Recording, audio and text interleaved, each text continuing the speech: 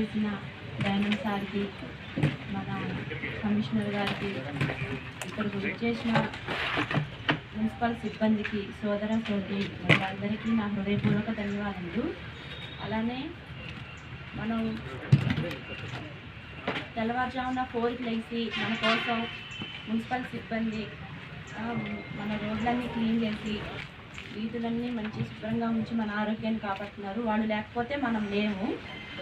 అదేవిధంగా వాళ్ళ ఆరోగ్యం కూడా కాపాడుకోవాలని చేతికి గ్లౌజులు, మాస్కులు పెట్టుకొని వర్క్ చేయాలని కోరుకుంటూ, ఇలాంటి శిబిరాలు ఏర్పాటు చేసినప్పుడు వాళ్ళు కూడా హెల్త్ చెకప్ చేయించుకొని ఆరోగ్యంగా ఉండాలి. గమనించాలి. మీ గురించి ఆలోచించి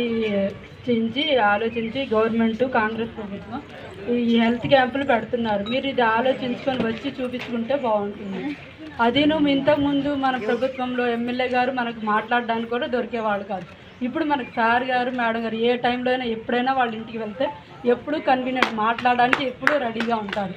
అలాగే మేము కూడా చైర్పర్సన్గా కూడా నేను కూడా మా సార్ మేడం ఎలా చేస్తున్నారో అలాగే చేద్దాం అనుకొని మేము కూడా మీరు ఏ టైంలో వచ్చినాగా ఎప్పుడైనా కలవడానికి మేము రెడీగానే ఉంటాం.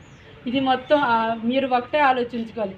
రాగి జావా ఇప్పుడు దాకా మీకు ఎవరూ ఇవ్వలేదు. మేము ఇస్తున్నామని గొప్ప కాదు.